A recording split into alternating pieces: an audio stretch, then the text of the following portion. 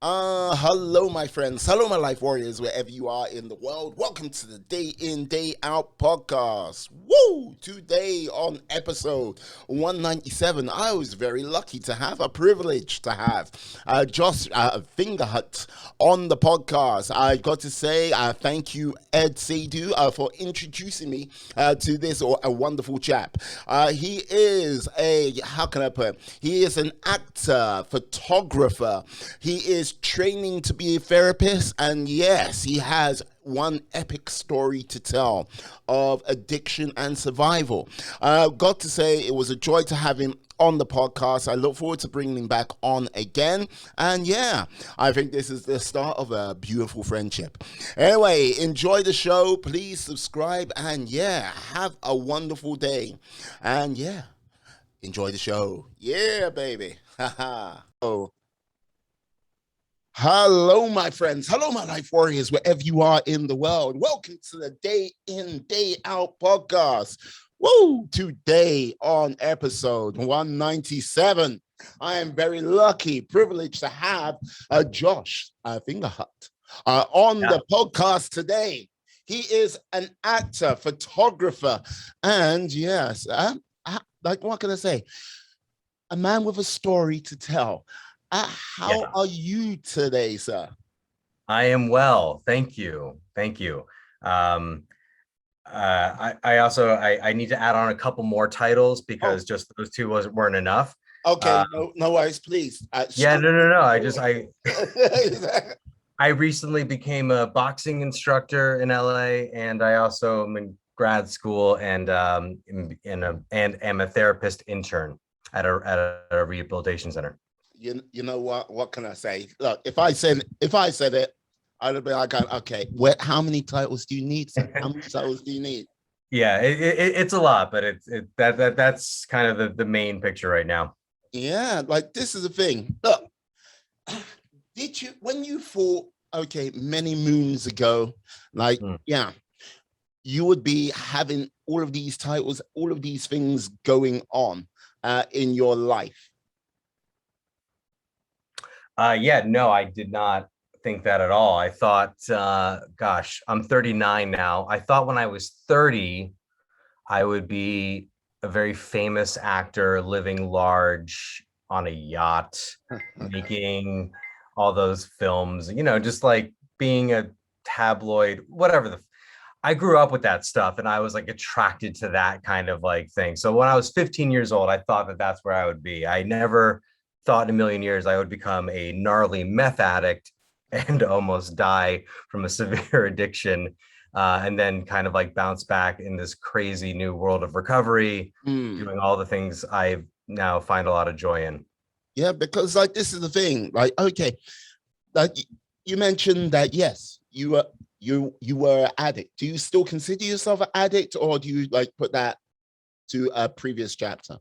Yeah, that's a great question. And I think if you ask 10 different people, you're going to get 10 different answers. Mm. The way that I look at it is that I will always be an addict. Yeah. I am just in recovery right now. Mm. But the addiction is still there. It's still a part of me. It doesn't define me completely, but it's part of my shadow. It's part of my, the underbelly side of me. Yeah. Like this is the thing. It's part of your shadow. Like when, like, okay, it's one of those things. No one goes out there and goes, you know what? I want to be addicted to meth and like, yeah, have this as one of those, one of those sort of pins and needles in my life. Like, yeah, what made you like, okay, how did you start getting down into that sort of life, you know? Yeah. It's for me, it was kind of like a slippery slope. And I did a lot of I'll say I did a lot of research with cocaine in my 20s. Oh, okay. Um, so yeah, and like cocaine is like that was the party drug, right? Like that drug is okay to do, like especially when you're like a young actor type in LA.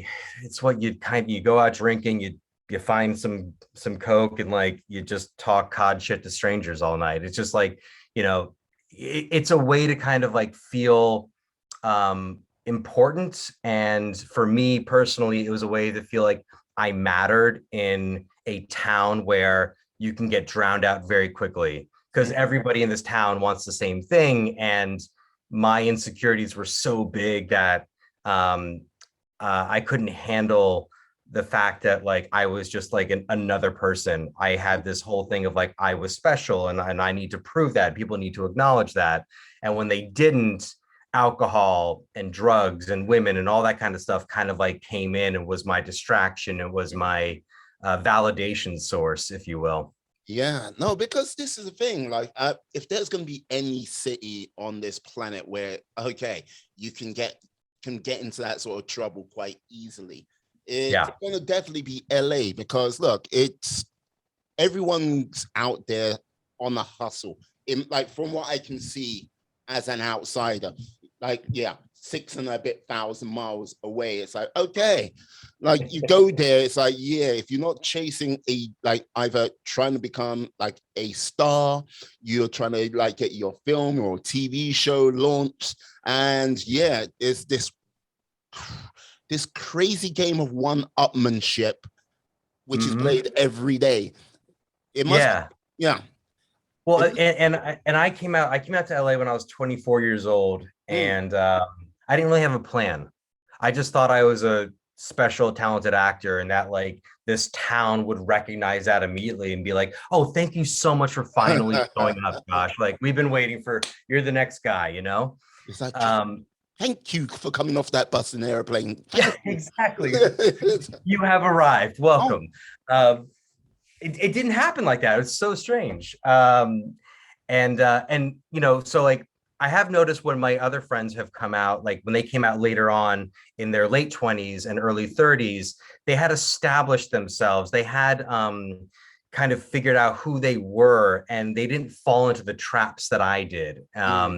So when I came out, I was presenting like I had my shit together, but I was deeply, deeply insecure. I wanted everybody to like me. I really wanted to like, you know, book the job and show my family that I could do it and all that kind of stuff. And, you know, after the first 2 years, kind of realized like, oh, it's not going to go as quickly as I thought it was. Well, shit, I got to like find some part-time work now. And I start doing these like, you know, bartending jobs and became a personal trainer, stuff like that, stuff I never really wanted to do. And so I'm then lost in the shuffle, right? But then, you know, going out and drinking and having those kind of like electric moments with strangers, or like doing a bunch of drugs with a beautiful girl and like feeling like you just fell in love for that, like that, you know, lightning in a bottle type of thing. All of a sudden, you know, I felt wanted and desired again, and it felt great. So that was kind of the shift in like why and like how, like I was a smart kid. I got straight A's in school, and like I knew that drugs were bad, and I knew all that. I knew all of it. Yeah. But that's how someone like me could like kind of start going down that path step by step. And then about a decade of that kind of behavior, and it got like more intense every year. And then after a breakup, I was living by myself. I was in my early 30s, bartending downtown LA, and just so lonely. I was so lonely. And one of my fellow bartenders was like, "Hey, do you want to go to this after hours party?" And like they're all around LA. It's like the secret thing. They pop up every night in different locations. And of course, here I was like coming out of a relationship where, you know, everybody thought that me and this girl were going to get married. And all I wanted to do was like connect with people, but I felt ashamed. I felt like I had lost my friend group.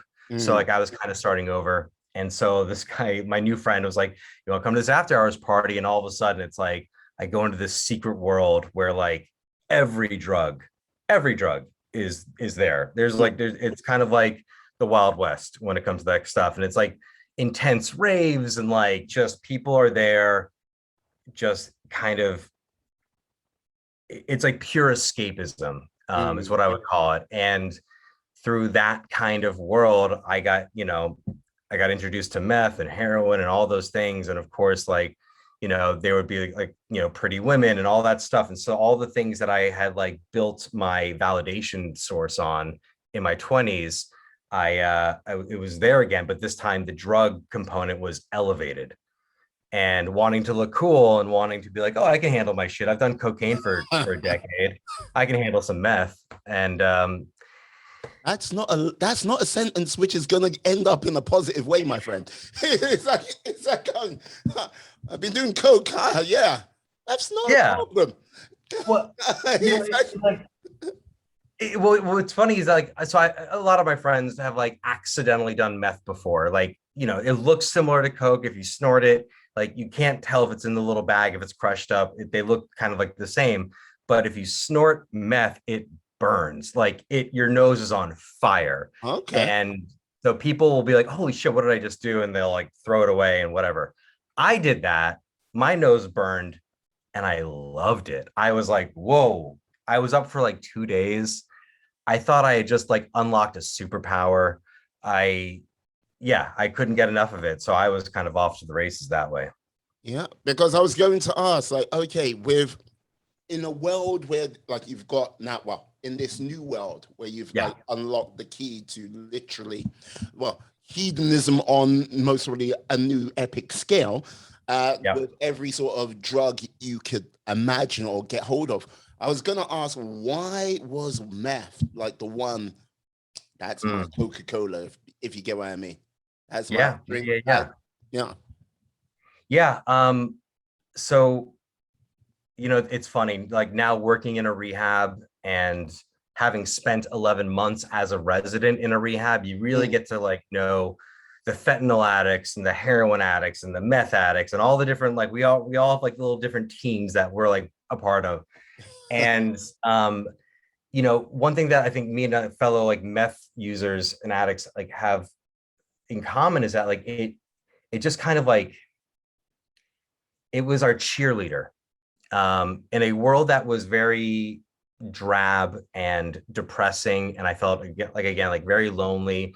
I had a lot of existential dread, like what's the point of life? We're on this rock in this dark void of space. Like, this is terrifying. We're only here for this brief moment in time and space. So this little white crystal powder thing comes into my body and basically fires all of my neurons. The dopamine starts like releasing, and all of a sudden I feel very alive. Mm. And in some senses, eventually I went from snorting it to smoking it to eventually I became an IV user and I was shooting it up. And like when I got to that point, it became like a spiritual practice for me. Like, I thought I was communing with a higher power, if you will. I had been an atheist by this point for a long time, but when like I shot the drug up, I was like, whoa, I felt like I tapped into like this other level of existence. Mm. The only problem with like getting that high though is that when you come back down, the come down, the crash is so brutal. It's like so hard to be in that place. And so you've got to get back to it, got to get back to it. And that's where it becomes super unsustainable. Mm. Like, would you like this is the thing? Like, when you were on this and you say, yeah, the crash was the thing what brought you down and it's like became unsustainable. Was there for the longest, like, was there a period of time where you were like, yeah, you were functioning, you were like Oh getting yeah. the jobs and doing everything, like, yeah, no one would be able to tell, if you get what I mean. Yeah. I thought I was fooling a lot of people. um, I I mean I looked terrible. Like, I was constantly sweating. Um, I was putting on, it's funny, I was putting on a lot of weight. Even though like a lot of meth users tend to be skinny because you don't eat. My sleep cycle was getting messed up, and I was then like binge eating. So I was like getting really way bigger, a bigger frame than I was, and like my hair was falling out. I mean, granted, I was going bald, but like it just with constantly sweating, I didn't look put together at all. Mm. But I just kind of blamed it on like, oh man, long night bartending, you know how it is, right? And like, I think people wanted to buy into that story because nobody wanted to acknowledge the fact that I might be doing some really serious shit. Yeah. So it was this lie that I told myself that I presented to the world, and everybody wanting to be polite and not like get too involved in something very scary. Everyone kind of bought into it. Mm. Weirdly enough, I also booked a bunch of acting jobs when I was at this stage of my life. So I felt like it was not hindering me at all. Like I was still getting what I wanted. Um, the only problem though is that it, for me, it just kept getting worse and worse. And like the need to do more just kept on getting bigger and bigger. And so eventually, like I said, like it went from snorting to smoking to shooting it up. And on top of all of that, like I also, like just was getting involved with like, I was dating sex workers, and like, I had drug dealers staying at my house, like things Mm. that like I was never that guy, but all of a sudden, like I've got a bunch of drugs in my apartment. Like my, the girl that I'm dating, her ex-boyfriend heroin dealer is like coming by to pick up some stuff. Like it was such a weird place to be in. Yeah, it must be kind of like the sort of, I can imagine the sort of gradual drift because look, okay, you're doing the whole drug side of things and everything like this. You're like, okay, I've got it together, but not quite. But then, like the sort of separation from what your life used to be then into this sort of new life. And when I say new life, I mean like new associates you have around with you. Because I don't know, like maybe you considered quite a lot of them friends, maybe you didn't. Maybe it was a case of, okay, like in your heart of hearts, let's just say, yeah, like a heroin drug dealer whose ex you're sleeping with most probably will like turn on you in a like heartbeat and go, yeah, it was all you. And if you've got all of that sort of weight in your house, it's not going Yeah. to bode well if a police officer comes through that door like, I see the weight, I see Yeah. you, and you own this place. Yeah. And that drug dealer over there says it was all you. Yeah. Yo, that could have happened so many times. Like I, like, and I'll get into this part, but like I have a massive scar on my arm that's all Yeah. related to the addiction stuff. And this is like the worst that happened to me. Like there are so many more things that I could have done that like would have been just so horrendous. I was constantly driving while under the influence. I Mm. never hurt anybody. I never like, crashed my car. Um, you know, there were, if I really think about all the ways that it could have gone super terrible, it really could have. So I got off in a kind of a very lucky way. But to answer your question, when it comes to like the friendships and whatnot, my best friends, I didn't want to see them because they would know. Like if they saw me, they would be like, "What the fuck's wrong with you, man? Like what is going on? Like you don't show up, you're constantly like busy and you're not like hanging out with us at all. You look terrible. Like what's going on?" And I didn't want to have that conversation. So I kept on pushing them away. And so yeah, so like I made it, like we call it in recovery, like fair weather friends, like people who our interests align for those couple of hours. So yeah, you're my friend, you're this person. And like I was paying for company, paying for friendships and all that kind of stuff. But because everybody was a part of that world,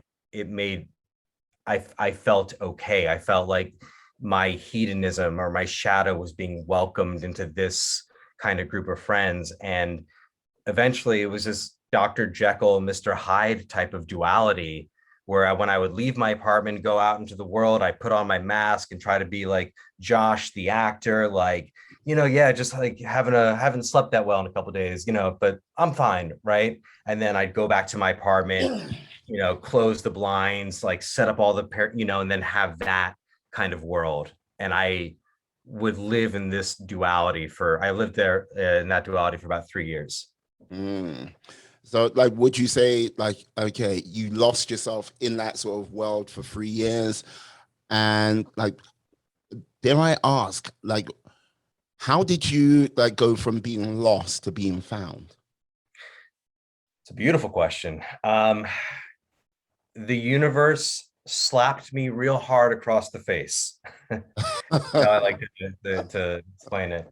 Um, it happened on January 28th of 2018. I was trying to find a vein to shoot up in. When when people shoot up a lot, like the way that I was, your veins kind of like hide back in your body. Your body is like, it pulls the veins, back in because your body kind of is like protecting itself. So I'm just like trying to find a vein, and I have a full syringe. And at this point, I'm shooting up both meth and ketamine in the same syringe. It like when I say like I was so like lost, and I was just trying to like find that last bit of dopamine rush, Yeah. but my body was so depleted of it. So like the drugs weren't really even working at this point anyway. I was flat broke. Rent was due in a couple of days. I had $40 left to my name. I had no idea what I was going to do. All I could see was like, I got to get high. I got to get high. Um, Eventually, after about an hour of like poking my arms, I think I finally register. I pull back the syringe and I think I see it, and I'm like, fuck it. And I plunged it all in. Um, and I never felt any sensation. So if somebody is shooting up and they miss their vein, you feel an intense burning sensation. So you know to stop immediately, or you'll feel like intense pleasure because that means the drug has hit the vein. I Mm. felt nothing, like nothing, no pleasure, no pain. It was super weird. Um, and and I was like, all right, so that sucks. And I had to go to work. I was bartending at the time. And so I went bartending and my arm was hurting me and felt weird. But it's just like, whatever. Just another day for me. And when I got home, I like took off my shirt and my arm was getting real swollen. And I was kind of like, oh, that's probably not good. But well, fuck it. I have my other arm. So I shoot up in my other arm, and yeah. I go to bed. I wake up, the arm has gotten bigger. It's really hurting. I decide to go to urgent care. And I see the doctor. I tell them that I have a spider bite because I looked up like on Reddit, like how do you tell a doctor that you have a syringe accident? It's like, just tell me you have a spider bite. So I was like, all right, try that. Go to Reddit for all your medical needs. Reddit. Like, you know what? Yeah. At least you went to Reddit. You could have went to somewhere worse. You could have went to 4chan. But exactly. So I tell the doctor, I was like, I have a spider bite. He knows, like they see a lot of people like me every day. And so, he tells me that my arm is septic and that I've got necrotic tissue growing, dead tissue growing, or my tissue is dying. And I need to go to the hospital because I could actually die from this. And I am like, no, I won't. Like, I'm a special guy, like that old narrative of like, I'm a special boy. Like, don't you know who I am? Like, I'm not going to die this way. Fuck that. Just give me some antibiotics. So he gives me some antibiotics and I go and I take them. And then the next day is Monday. And at this point, my ex and I, we had been broken up for a while now, I think a couple of years, but we were still sharing custody of our dog because we wanted to be like a progressive couple that's like still friends and like sharing. I don't know. It seemed like a good idea at the time. We both loved this dog very much, and like neither one of us wanted to like say like, well, it's my dog, because we got the dog together. And so that Monday morning, I picked up the dog, and then she comes in momentarily into the story as a key player. But so then that night, Monday night, around midnight, I remember I was playing video games and I looked down at my arm and my hand had started to swell up, and that was new. And I realized that the antibiotics weren't working.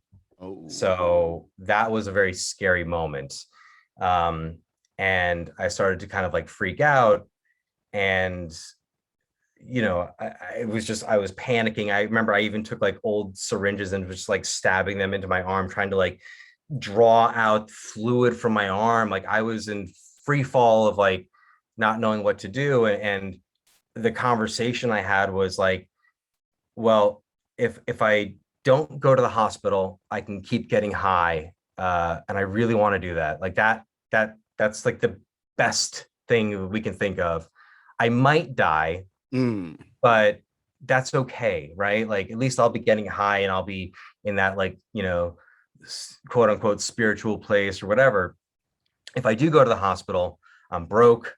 I don't know how the fuck I don't have health insurance. I have no idea what's going to happen. That's really scary. My family's going to find out. Like the jig is up basically. And the notion of being seen for who I really was so terrifying that I would have rather died with my secret. Of course, though, once my body was found, there would have been syringes around everywhere. So like this, it wouldn't have been a secret, but that's what I was just telling myself. And so for 3 hours, I'm debating whether I go to the hospital or not. And then my dog just started like, she picked up on my kind of like my fear and Yeah. kind of like nudging me with her nose and whimpering. And I just remember thinking like, I had adopted this dog and we had gotten this dog like 3 days before she was gonna be put down. And it was like the best thing I feel like I had done with my life up until this point was like save this creature. She gave me so much love and joy, and it was like that one pure love relationship that I had.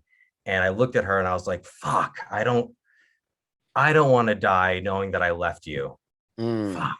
And I was pissed at her because I was like, God, like, oh, I wish you weren't here right now. I really wish you weren't here because then I could have just gone my own way. Like And that's the whole thing. Like if right, the dog yeah, wasn't there, like it's a case of just like, okay, uh, let's drift off into the yeah, night, my friend. yeah, Bye bye. yeah, yeah. So I decided to go to the hospital at 3 a.m. I uh, I decided to go to the best hospital in LA, thinking like, well, if I'm gonna owe money to a hospital, might as well go to the best. Thank God. So Okay, yes. I went to Cedars Sinai, and I would go there at 3 a.m. and I tell them I have a spider bite. A spider bite. Yeah, okay. Yeah, Josh, yeah, is it? Oh, you're an actor. Did you yeah, pay yeah, for yeah, those classes? Get a refund. Okay, spider bite. Let's go. It's like, it's like, yeah. yeah, yeah. So they just asked me point, but they're like, "Do you do drugs or alcohol?" And I was like, a little bit." and and so then I'm in the ER, and then like this doctor comes in, he takes a look at me, he takes a look at my arm, and he was like, "You want to keep your arm?" And I was like, yeah. I just thought they were going to give me like a super shot of antibiotics and I'd be on Mm, my way. And he was like, "Okay, you're going to be here for a while." And so I remember like they put me out in the hallway. It's now the morning by this point, and my cell phone, I think I've got like 2% battery left. I decided to text my best friend Nick, and I was just like, he and I hadn't talked in a while. I had done a really good job of pushing him away, mm. and I said to him, "Hey man, I'm at Cedars, gonna get some quick surgery, no big deal. Just in case anybody like needs to know where I'm at, like that's what's up." And like that's what I sent. My phone died. My arm started burning really intensely. I started screaming in the hallway. I remember a nurse was like, "Get him up to surgery." And then I woke up 2 days later with a hole, like a massive hole in my arm. Ooh. Um, my mom, my dad, my brother, my best friends were all standing around me in the hospital room. Um, and that was the beginning of being found. Mm. Wow. There you go. Yeah. So what had happened was by missing my vein or going through my vein, I got cellulitis, and the I'm not sure if it was the needle was dirty or not, but a flesh-eating bacteria had formed called necrotizing fasciitis, and that was the reason why my arm was swelling up. Mm. And so this flesh-eating bacteria was traveling up my arm and it was going to my heart. So they operated on me about like 12 hours before I was most certainly going to die. And I ended up staying in the hospital for a month. They had to do 3 surgeries to remove the infected tissue. And then they skin grafted my thighs to my arm. And that makes me always tell people that I now have a thicep. Nice, nice. Yeah. Bicep. Well, yeah. Or the other one that I've recently come up with was even when I'm working out my arms, it's still leg day. Well, it's a leg day. It's like not. It's not both Yeah. legs. It's a leg day. It's like yeah. Yeah. Uh, Yeah. it's like, oh my lord. Not Yeah. because well fuck. I've got to say this. It's a good job you went to one of the most expensive places in town because you like well like clapping might have been a challenge for you today. You know. Yeah. It's like but Yeah. wow.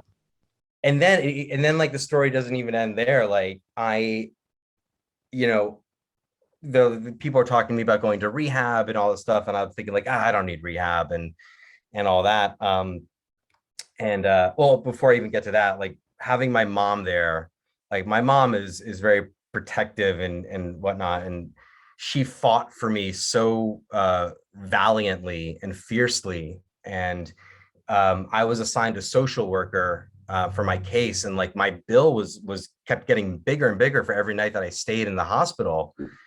But because of like the pressure that I think my mom was putting on the hospital and the social worker, and they were fighting for me to get on like insurance before I left the hospital, Mhm. they got me on a type of insurance that covered my entire stay. Wow.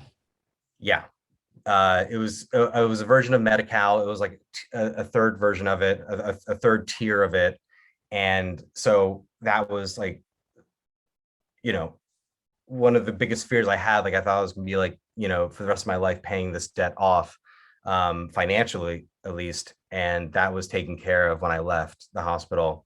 Um, on top of all that, like this is kind of like where synchronicity and spirituality and the essence of God really started to come back into my life. Mm. Um, so I was raised Jewish, but I left the religion because I hated the notion of a vengeful sky daddy that like punished his people, and like I hated religion as it was fed to me at that time.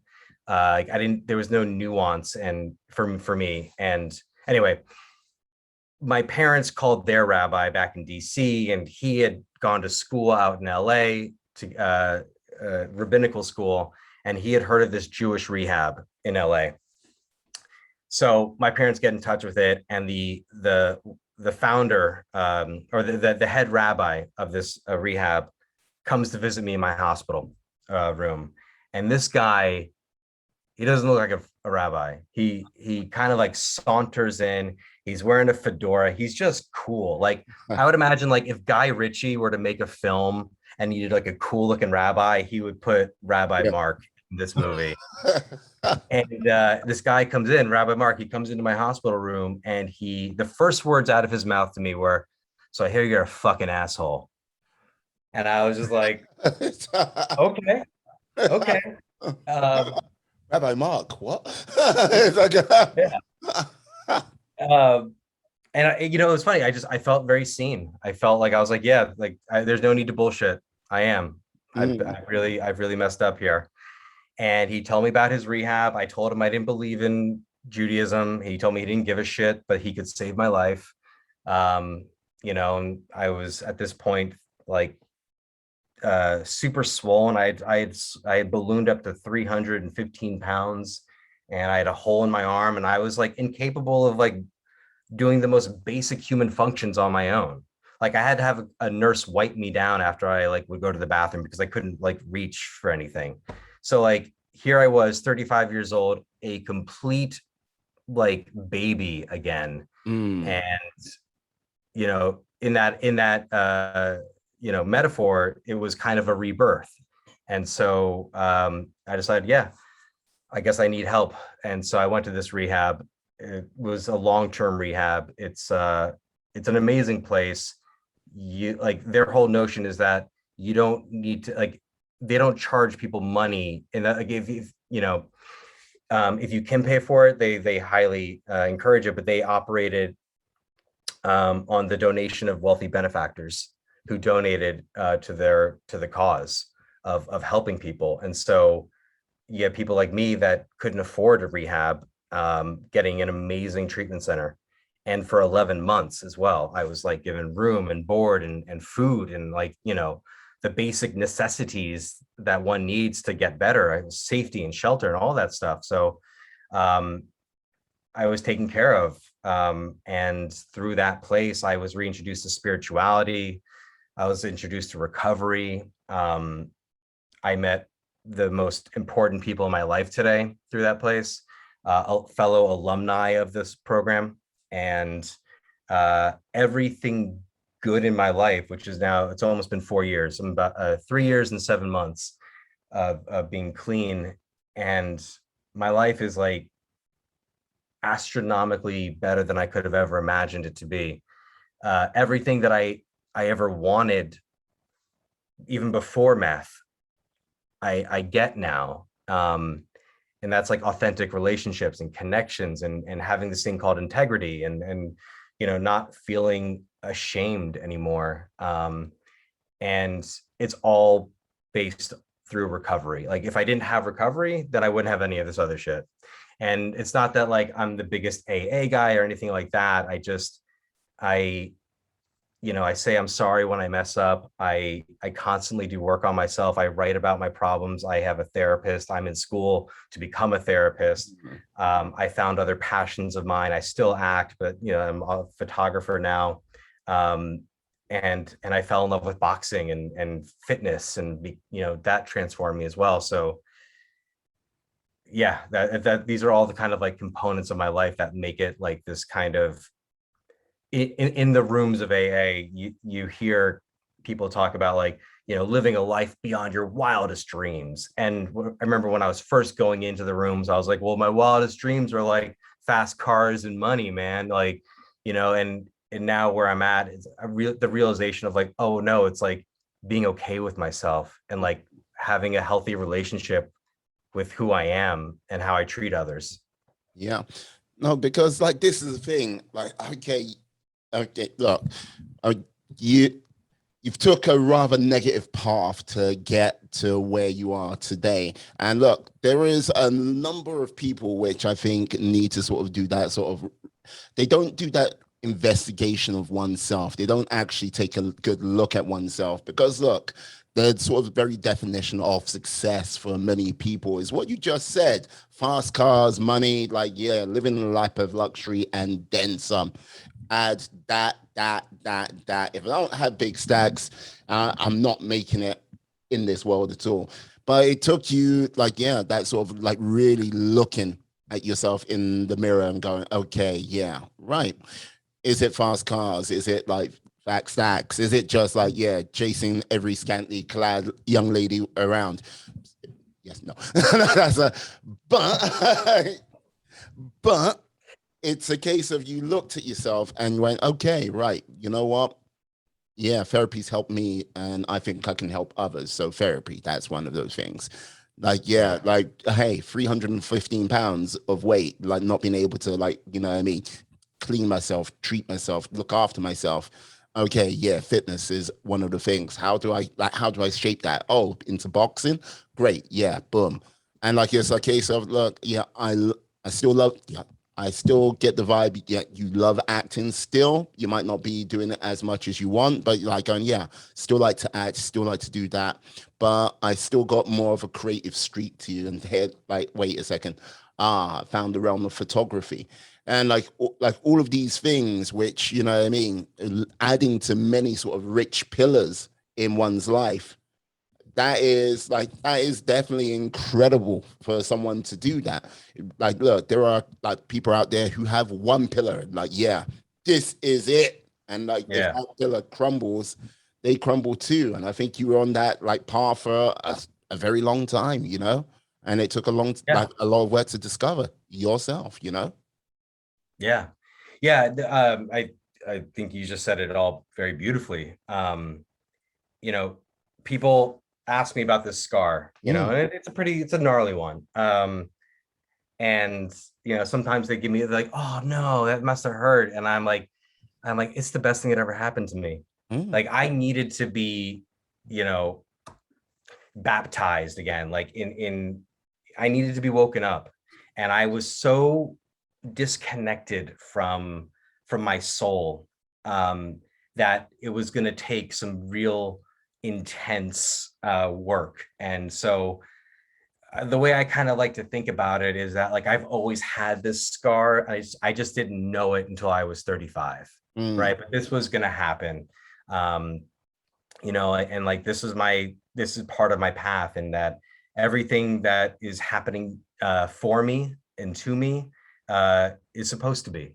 mm, And definitely not the journey that I had imagined when I was 15 years old, right? Like, and it is so much more wild than I could have ever thought of it. Like, you know, like what I love about acting is the storytelling. mm, Is to get together with the other people and be like, hey, like let's tell this cool story. Um, in recovery and like as a therapist intern, that's what we do all the time now, is like actively listen and like help people find their stories and like understand like where they may have gotten lost, and like use my own journey as a way to like be like, hey, here's where I got lost.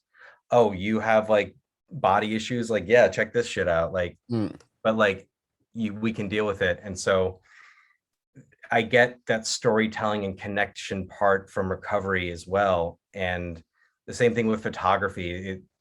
It's that like authentic connection piece that I always loved about acting when I was on stage with somebody or doing a scene with somebody. And like, there's that electric kind of like, ooh, like we're both so committed to this story that we're kind of losing ourselves in it. And it's Mm. a really cool feeling.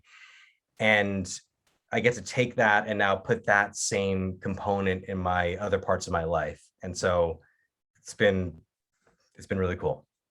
Ah, indeed. Like through yeah, through your connection with spiritualism, like yeah, like telling stories and like look, do you have a sense that like maybe one day in the future you might like put another thing on your title, say author or like yeah, screenwriter, uh, in the future?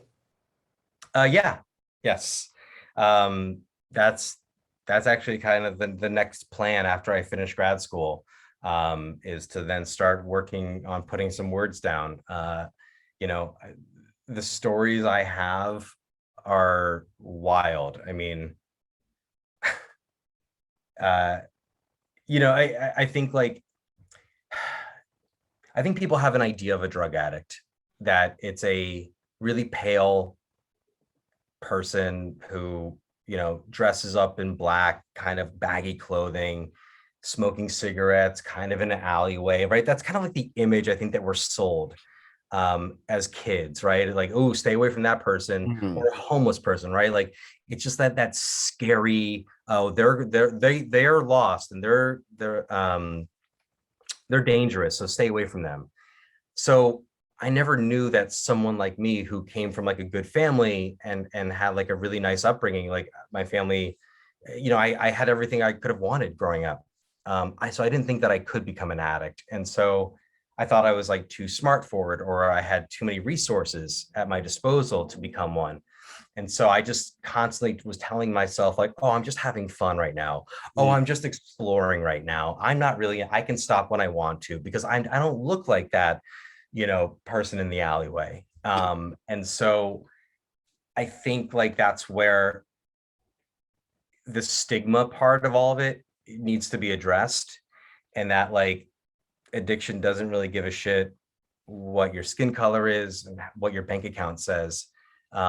If a person has a hole inside of them that they are trying to fill with external um, chemicals or behaviors, then it's not going to end well, right? And so I feel like putting words down for all of that might, who knows, it'll be a good practice for me just to like get my thoughts clear down, and then clearly down, and then maybe one day try to make a book out of it, or a screenplay or something like that. yeah. Like this is the thing. Yeah, you raise a very good point. Like, okay, yes, there is this sort of quote unquote stereotype of what people see an addict as, or where they sort of fit into society. And like the whole thing is like the when like the reason why I said, oh, were you functioning at the time? Because the amount of people who are in that sort of realm of addiction and they are functioning, doing like, whew, like anything from a street cleaner all the way up to like the very doctor you see on a regular basis.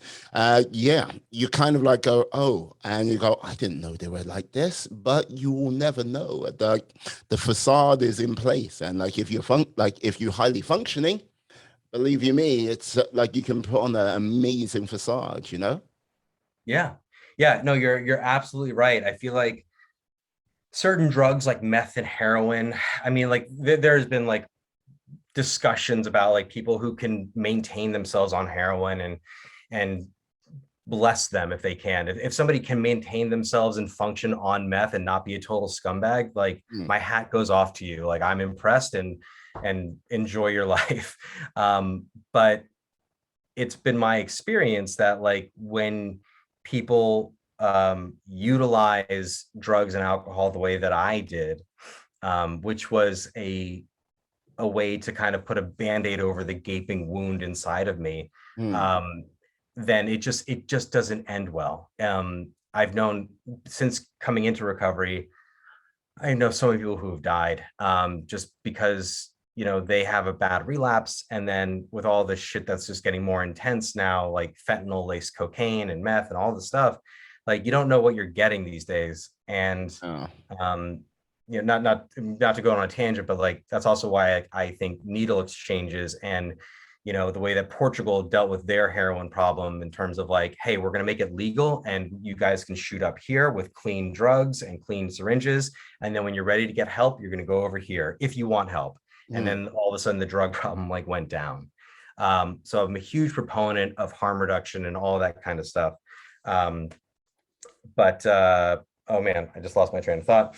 um, but when people oh yeah, functioning people, um, if I hadn't done, if I hadn't gone into meth, you know, I would have still been the guy who drank too much, who did cocaine on the weekends, and occasional ecstasy, whatnot.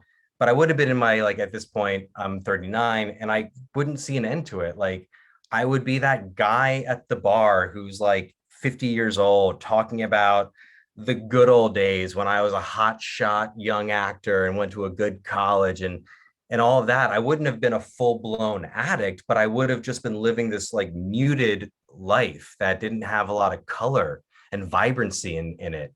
And so in this, like I said, like when I said this is the best thing that ever happened to me, I'm grateful for my addiction because it woke me up. It kind of it showed me that I didn't have to live in this kind of dull sense where I'm just getting by. And like I think that goes to the point where you're talking about people functioning on it. Yeah, it happens everywhere, and you'd be very surprised to see who the addicts are, or like the kinds of people who do it. Like I know people through rehab and just through my own associations, heads of like CEOs of big companies, doctors, surgeons, like they all, like people who you'd be like, oh, they know better, they wouldn't do that. It's like, no, it doesn't matter. I mean, like, just pop culture wise, like Michael Jackson, obviously, or Prince. Not that most recently Michael K. Williams, I don't know if he was an addict or not, but just like anybody who experiences like that or just wants to like even party now, like um, there's this danger associated with it, because you don't know what you're getting, and you don't know when the turn is going to happen or the fall is going to happen. Yeah, no, because like this is the thing. Like I think with oh God, why am I blanking on the actor's name? Riley. Like basically when people sort of go away and sort of come back and like, yeah, they like go, okay. And with regards to all the stuff what can be possibly in some of the drugs these days. Like yeah, fentanyl. I think it was fentanyl what took down Prince at the time of his like passing. It is a little bit even more of a sort of dangerous time. It's a case of you're playing a game of Russian roulette, but you honestly don't know how many bullets you've got in the chamber. It's just like, okay, click, click, click, click, click, Yeah. click. And then, yeah, it could be Yeah. 5 years, it could be 10 years, or it could be tomorrow. Yeah. How? You know? Yeah. And you know what's uh crazy? Sorry, I don't know if you can hear that. The lawnmower is now going on outside. I apologize if that affects anything. Um, Keep going. It's okay. but there's a really great speaker and author who talks about addiction and recovery. His name is Johan Hari, and he's given a bunch of TED Talks and talks about like the opposite of addiction is not sobriety, it's connection, it's community. Mm, And I love that so much because it's readily available if people want it, right? Like we have communities around us all the time, and so it gives me hope that like if people ever want the help, that it's not about like I have to put this stuff down and like live a whole new life without this kind of substance. Like yeah, that could be part of it, but like really it's about ingratiating yourself um, in a new structure, because we're social creatures and we thrive off of like social validation and being accountable and contributing to a greater good. mm, There's a doctor actually in England, I don't remember his name, but he's been kind of like in grad school. My focus is in addiction, and I've read an article about him that he socially prescribes people antidepressants. And what that means is people will go to him and say, hey, I'm depressed. And instead of giving them an antidepressant, he says, have you tried gardening? mm. Why don't you go join this gardening club? And then people, they do that and they show up to a little community. And over the course of a year, they have these plants growing and they feel a part of, and it works. And so that is all just to say that like help is closer than one thinks. Help is closer than one might think. Mm. Yeah, no, I get like this is the thing. I think many a person forgets that yes, we are part of a community. And look, you could be the worst person in the world, like doing horrid things, but like the whole thing is, it's even though people you go, you are a monster in this society, they still have friends, they still have connections out there in the world. It's not like, as the old saying goes, no man is an island. And that's very true, because the community we live in, it's just a case of you got to remember to turn to those people and make those connections, because like if Yeah, you don't, that's what makes life harder. Look, we are a people which build communities. We are a people which believe in collectivism, because look, when we are individuals, we can do great things, but we can't do like the we can do good things, but the great things, the epic things which come out of this world comes out when we do them as a team, as a community, small, large, whatever. Like when you have that connection, yeah, that's when you're like, oh wow, ah, didn't know we could build this town, this city, this world, this like society. And when you're yeah, like going as an individual, you can do good stuff, yeah, but you will be soon forgotten, uh, or it will not go as far as you think it should go. yeah, Mm, yeah. And I think what's so interesting to witness, like I love social media in the sense that like it's connected me with a lot of my old friends, mm. and I love seeing what people are doing. I'm a big guy on Instagram is my thing. I know that I can't get into TikTok because then it's just my brain's gonna explode with all the puppy videos that I would watch. Right? And all the challenges. Um, but like I love that. And I feel like it's a really great way to express that sense of community. And yet, if we're not careful, like those kind of things can also lead or can contribute to isolation, which is fascinating to kind of look at. When I talk to my clients who are now like in rehab, we talk about like the like they're worried about what their image is. Mm, How am I presenting to the world? What does my mask look like? That's more important than the inner work of like, who am I, and like, what do I stand for, and what are my, like, what builds my character. And so it's this fascinating kind of, as you know more and more apps emerge that connect people and whatnot, and everyone kind of curates that that really sexy, fun, whatever lifestyle that they want to portray.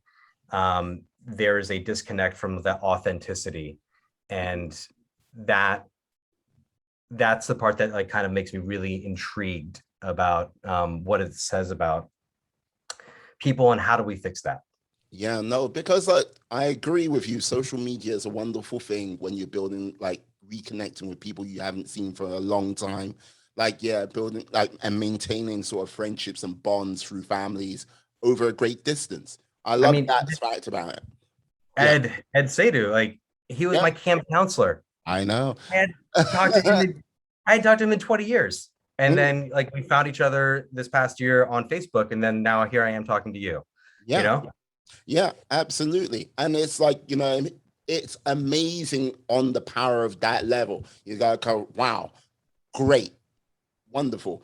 But when it comes down to authenticity, that's when I have a real problem with it, because they're like and like I will go back to the realm of facades, like these, like the amount of fake lives which are being portrayed on it. I'm always happy. I'm always good. Look at this. Like, look, this is my epic lifestyle. And you're like, okay, yeah, that's great. After that picture's taken, like, how do you feel? Oh God, I hate my life. Oh God, life is not going the way I expected. Oh yeah, I've like just trying to keep this facade on is so exhausting, and like you don't get that, and you just see the fakeness, and people like buy into that fakeness and go, oh, like, look, Sally Ann over there has got an amazing life. Look at her with her kids and everything like this. Yeah, like, yeah, little Jacob and little Sonny might be like two monsters, but you know what I mean? In that moment, in that picture, it's great. Yeah. And Yeah. I just wish that, yeah, people could be a little bit more honest when it comes to social media. Don't stop showing us the brilliant highlight reel, like, you know what I mean? Like, show, like, get a little bit real with it. Because look, you can't be up all the time, and like things cannot be like ultimately perfect all the time. Like, there's a thing called life, and it doesn't give two fucks about you at times, and it'll come at you hard and it'll come at you fast, and you got to like run, skip, jump to like sometimes keep up with it. Yeah. Well, I think like when you say like you're totally onto something there when you talk about like life isn't perfect all the time, but we a lot of the times like we want it to be, and like we really chase that. And um I love this proverb of like the two, like, when you're born with two wolves inside of you, and one Know that wolf one. is Yes. all the good shit, compassion and selflessness and all the care and love, and the other wolf is greed and lust and selfishness and all that. Mm, And it's like, which one do you feed? And it's like, you got to feed both, right? Because if you starve one part of yourself, if you always try to hold on to like, I got to be perfect, got to be perfect, there's this other part of you, right, that will find its way through no matter what. mm, It's just kind of like entropy, right? It's just going to happen one way or the other at a certain point. It's going to manifest itself. And so the embracing the duality, right, embracing all the components of who we are, the light and the shadow, and just being like, yeah, I'm an imperfect being, um trying to figure out my place, and trying to do my best, and trying not to be a dick, like, um like, and acknowledging that. I think it's harder for people to do that, because if that gets rejected, then that's fully them getting rejected, right? I'll speak for myself. I was terrified to like acknowledge that, because if I presented myself of like, hey, here's who I am a actor who's had some success and a lot of failure. I am a pretty good photographer. Like I've got so much more to go though. Like I am like I have so much more to learn and all that. And also I struggle with substances and I am an addict in recovery. Like this is my dirty laundry. Here it is. And if that were to be rejected, that would be very kind of like, ah, man, that would be painful, right? Mm. That would be super hard to kind of like to take. But if I just present cool guy Josh who has it figured out, right? Who knows all the shit, has an answer for everything, right? It's almost easier to be him because if that guy gets rejected, then it's not really me, right? It's the creation, it's the character I want you to see. Does that make sense? Yeah. No, I hear you. I hear you. And like, you know what, touching on your photography, I got to say, I've been looking at your Instagram page, with like doing a bit of research here and there. Like, hey man, you have got a skill set on you, sir. A skill set Hey, indeed. Look, because like yeah, the pic like there's a couple of pictures I look at which really sort of interest me.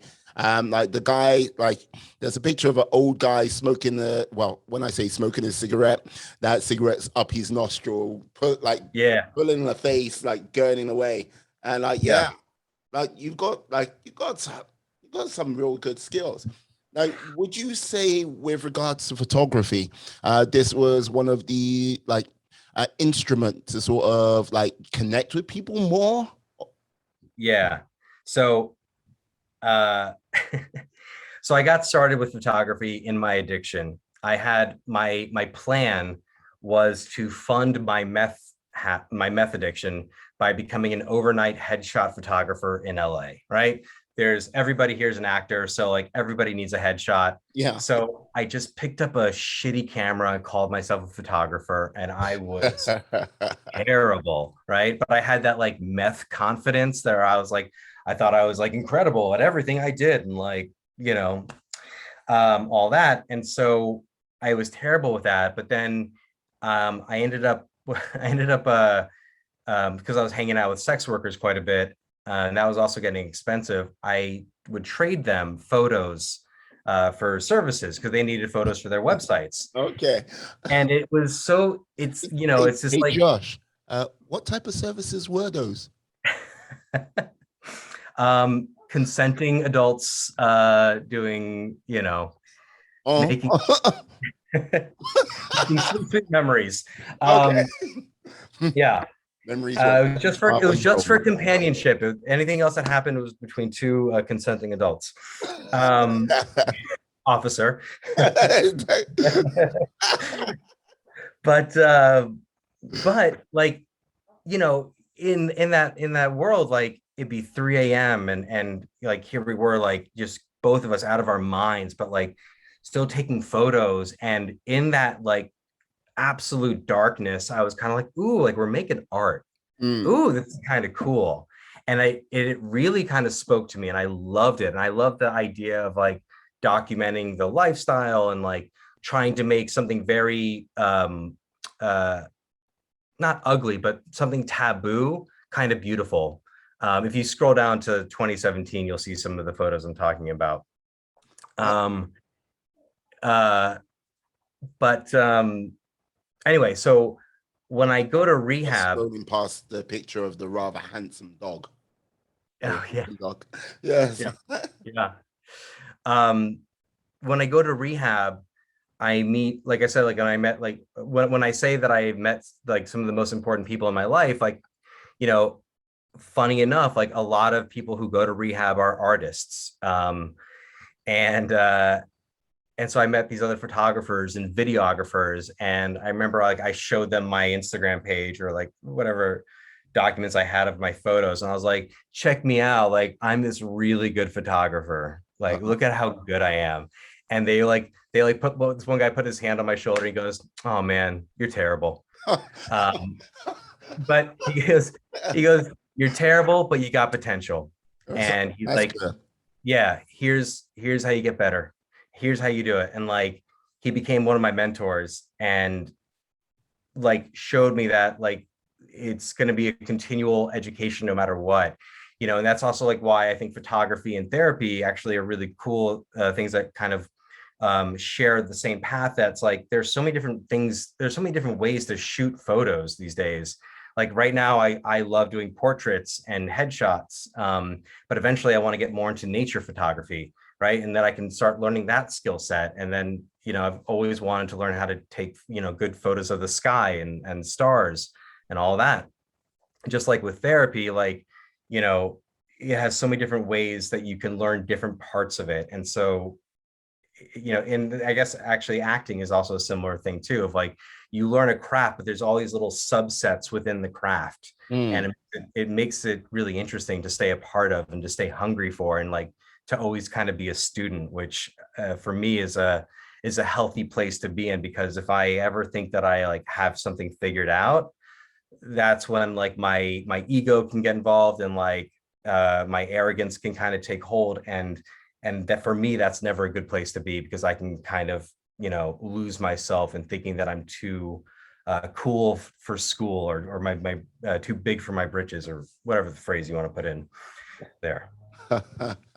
Yeah, I have to ask, like, with you being a photographer now, like, who do you use? Which brand is it? Canon, Nikon, Fujitsu, or I'm a or Pentax? Sony. Sony. Sony. Okay. Like this is the thing. I know Sony has been kind of taking over, how can I say? It's been taking over the sort of video, sort of camera front, along like quite for some time, for the last 5, maybe 6 years. It's been really getting big on the Sony front. Yeah. What were you before Sony? Because like, look, no one starts out with Sony. Come on. Yeah, that's a good point. I was when I was starting out with my photography, my friend, who's a very he loves photography. He's like got 5 different cameras. He lent me his Nikon and a bunch of different lenses. So I learned on Nikon. And then when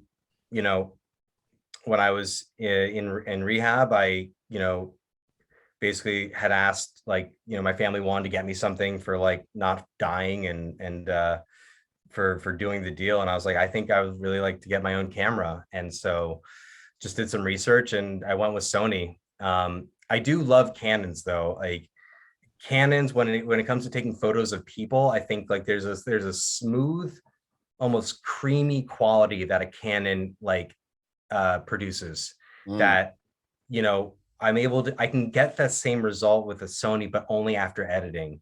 Okay. But at the same time, Sony is so crisp, and the details are so like, wow. And the shutter speed, if you want to do like burst photos, if you're taking photos of like some kind of sports events, or I do a lot of photography at like, at birthday parties and whatnot, when things are kind of moving fast, and I can just like spray, Yeah. like hold the shutter down and just go like that. Like you'll get some really cool shit if things are in focus, and it's just beautiful to see.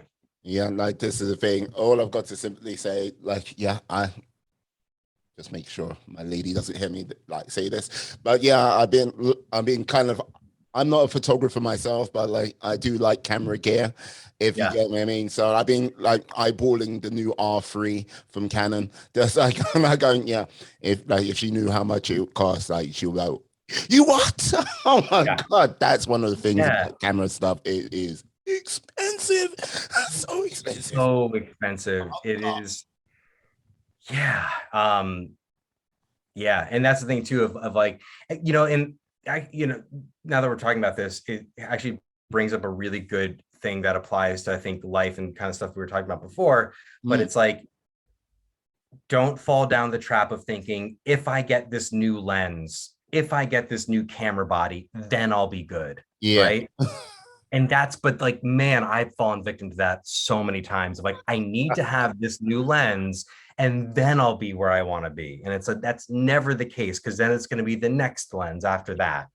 Yeah, no, because like this is the thing. I eyeball this. I eyeball this R3 and go, yeah, and like this is the whole thing. I know. I'll say this to you now. I know. If someone went, so what's your use case? Um, mm, um, uh, yeah, yeah. So what are you gonna do with this camera? Um, take pictures? Is that going? It's like there is. I'm gonna make memories, my Yeah. man. Oh yeah. Like, I'm going to do beautiful stuff. You'll see. And it's like going, Yeah. no, I know deep down in my heart of hearts, it's just like going, yeah, you want to just have a nice fancy toy. Just rent it for a day and just give it back. I'm just like, oh, no, but I want to have it. I need it in my life.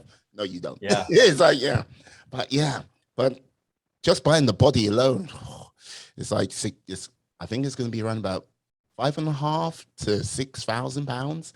Like, so, yeah.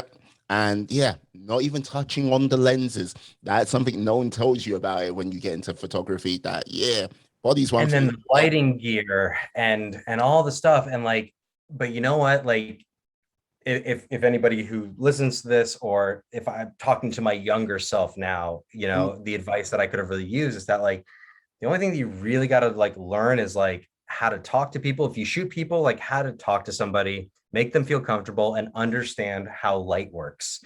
Like, there are a lot of like brilliant photographers that I follow on social media, and I look at their stuff and I'm like, how the fuck do you do this? This is amazing. This is like, blows my mind what they can do.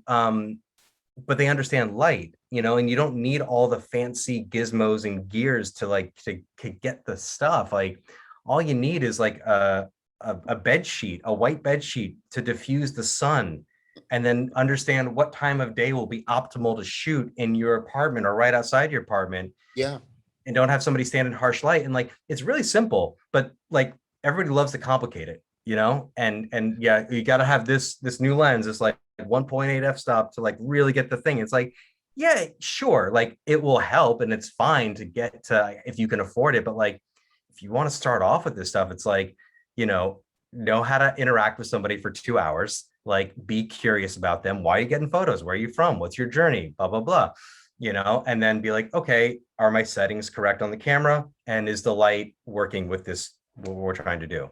Like, that's it. Love it. It's like, it's simple. It's not complicated. Like, come on. No, I hear you. And like, yeah, I agree. But like, there's still part of me is like, going, hey, man, look at the R3. Like, no, stop it. So stop talking to me.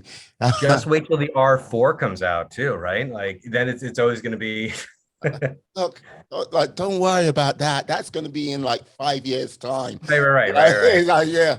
It's like when they bring out the quote unquote R1. Yeah, it's like that's when about yeah. But like, this is the thing. You bring up an important point. Like, yeah, being able to communicate with like the person who's your subject, to be able to have them at ease and get them to sort of like, yeah, you could say perform for the camera at that time. It's not. It must have been a difficult skill to sort of pick up over the course of time.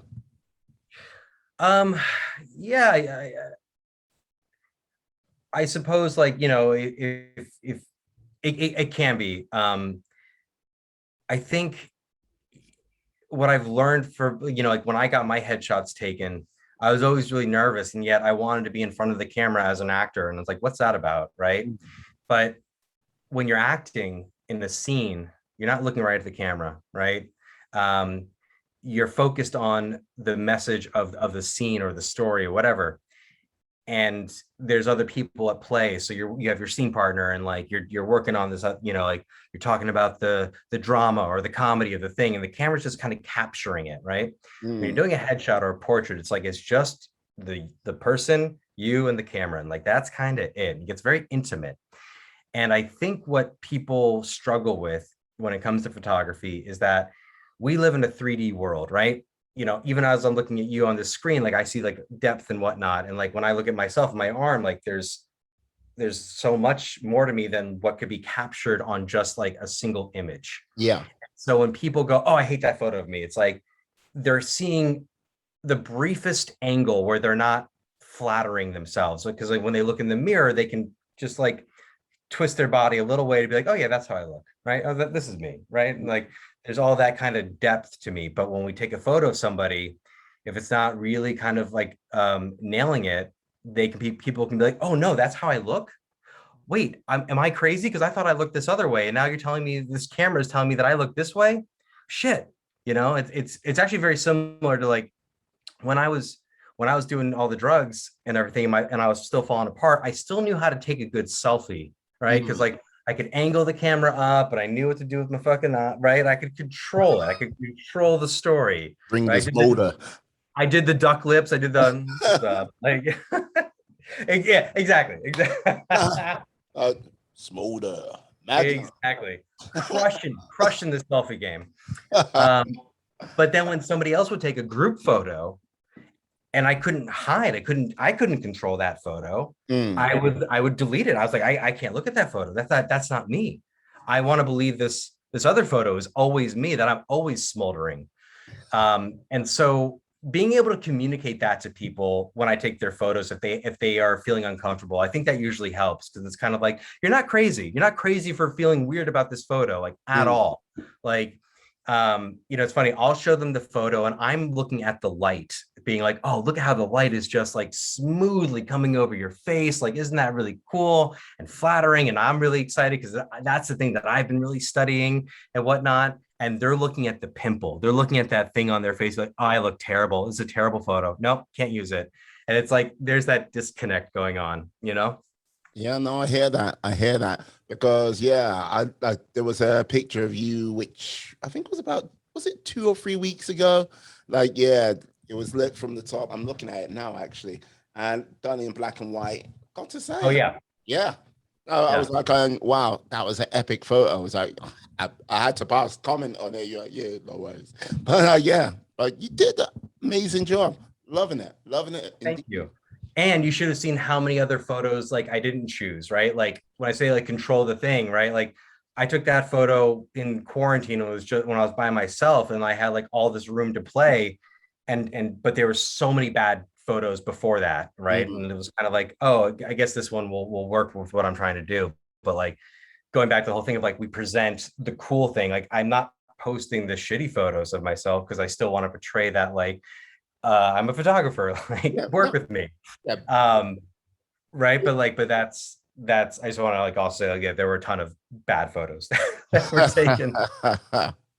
Yeah, no, but it's about presentation with this. It's about showing your true sort of skill set. And like, yeah, it's not why I'm saying yes. When I was talking about lifestyles and that sort of force imagery, that's one thing. This is like, yeah, this is your portfolio for the world to Yeah. see. Ah, yes, Yeah. I love it. Now, Yeah.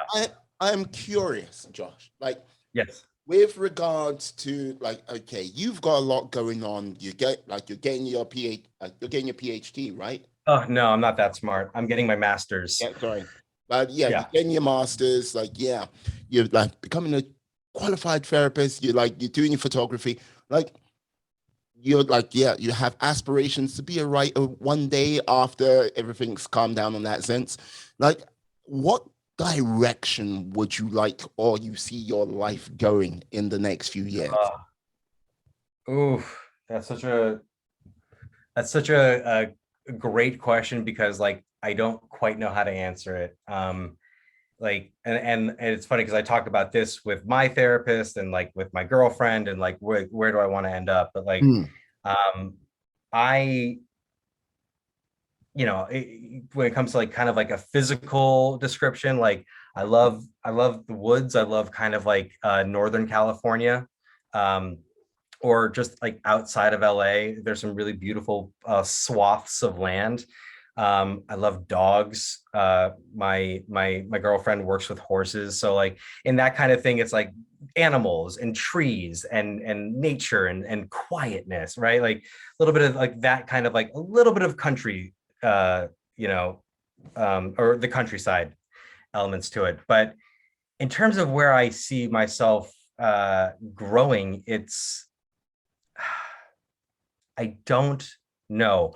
All I know is that like everything is working out better than I could have ever hoped. mm, And so I all I really do that like I do well is like I ask for help when I need it and I go to my team. I created a team of people that are are smarter than me and further along in their own lives than me and have like it's been where I've been. And so, and I got different people for different elements of my life. And so I just know how to ask them for guidance. And with all of that, like it hasn't gone wrong yet. And actually everything has just gotten better. Every year it's gotten a little bit better, a little bit better. So I really don't know where it all ends or where it is in 5 years at all.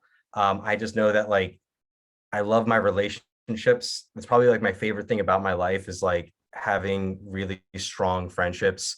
I'm deeply in love with this woman, which is I could have like, if I could tell myself when I was in the hospital, kind of close to the abyss and touching the void, right? I've been that close to death and be like, hey man, just you wait. In about 3.5 years, your mind's going to be fucking blown with like the amount of people and love that's going to come into your life. I would have been like, give me whatever you're smoking because it sounds fucking great.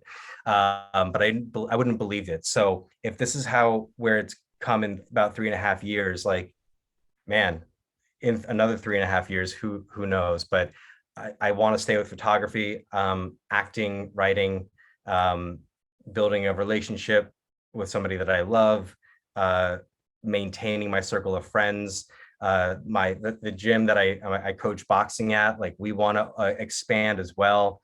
I have an idea to like combine boxing and therapy and somehow put that together and maybe go to rehabs with that because talk therapy was wonderful and I really needed to hash some shit out. But man, there were days when I just needed to hit something and like take that energy and take that trauma and just put it onto a bag and just leave it all out. Like I remember there were a couple of days, this is actually really why I fell in love with boxing. There were a couple of days in my first year of recovery where I was really struggling with depression and I wanted to hurt myself. Like I was kind of like thinking like maybe tonight I'll like do something very, very bad. But before I do that, let me go work out because in case I do end up like doing some serious damage, I still want to look. I want to look. I want to look. Okay. My ego saving my life. So I go to this boxing gym and it's my sanctuary and the people there are just really beautiful souls. And I go there and I just hit these bags and I work out as hard as I could.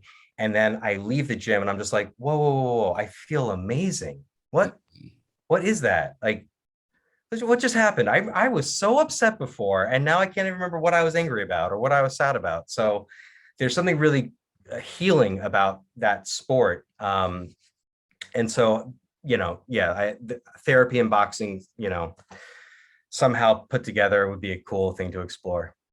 Loving it. Loving it. Josh, outstanding. Now, no worries.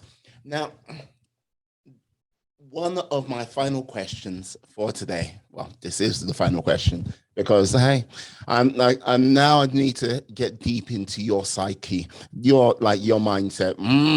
Okay, now, there we go.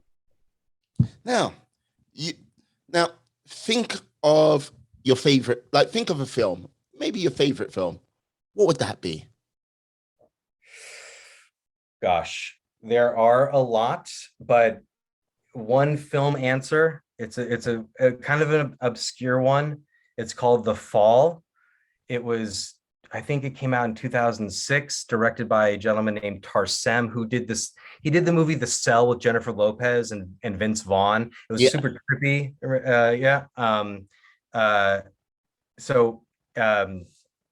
He does this movie called The Cell, The Fall. And it's a story within a story. It's basically it takes place in old Hollywood. Lee Pace is the main actor. He plays a stuntman who falls off his horse and breaks his back. And he's in love with the lead actress in this movie that they're making. And he's in the hospital and he finds out the lead actress has been cheating on him with like the director, something like that. And he knows he's never going to work again. He's broken his back and he wants to kill himself. And also in this hospital is this little migrant girl who fell off a ladder and she broke her arm and she's just wandering the hallways. And he's like, hey, look, hey, come here. Let me tell you a story. and he starts to create this fantasy world and of just like, you know, a bunch of heroes fighting a bad guy, and the visuals and the transitions from the real world to the story world are so seamless and epic and beautiful. And you know, basically he wants to get this girl to like sneak him morphine so he can kill himself. And so, you know, the story and the real world in this movie kind of merge at the end in this synchronicity, and it's very beautiful, it's very powerful. I love old Hollywood. It's kind of like an homage to old Hollywood. I highly recommend it. Okay. Okay. Now, take that film. Mm. Now, replace the whole cast except one actor with the Muppets.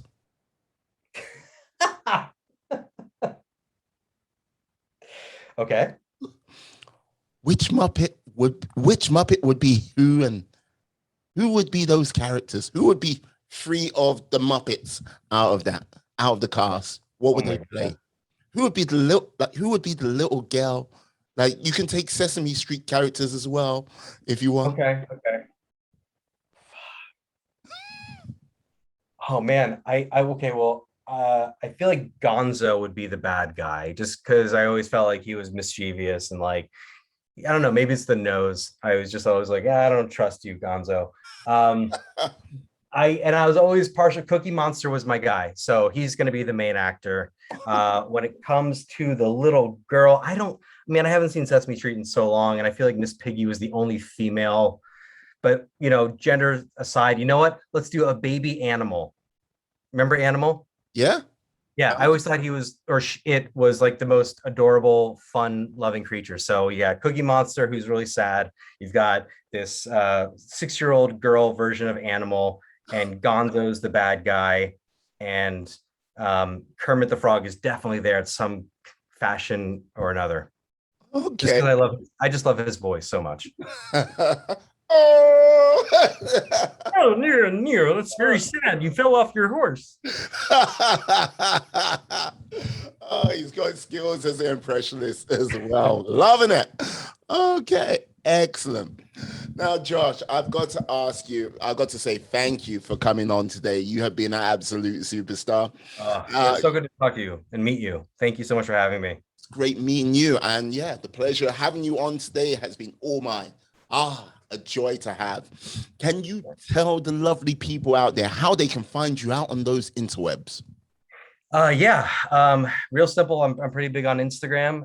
It's Josh underscore finger underscore hut, Hut. And for those that are curious, Fingerhut is my last name. It means thimble in German. It's the German word for thimble is Fingerhut. So literally, it's a hut for the finger. I was made fun of a lot growing up. Finger butt, finger slut, finger, all the shit. I've heard all of it. If people can come up with a new nickname, I would love that. Because I think I've heard them all before. But Josh underscore finger underscore hut. Okay, excellent. I'll put all of that into the description. So yes, you can track him down, find him out there, and yeah, follow him on his Instagram. His photography is very good indeed. As I say, thank you to you, Josh. It's been a pleasure. It has been an honor. And I'd like to say thank you to you, my friends, my life warriors who have stuck with us to this point, all the way to the end. Please stay safe, stay well, be awesome, be excellent, be fantastic. Be all the positive bees you can be in this world and then some. Have a great day, guys. Yes. Peace. And we are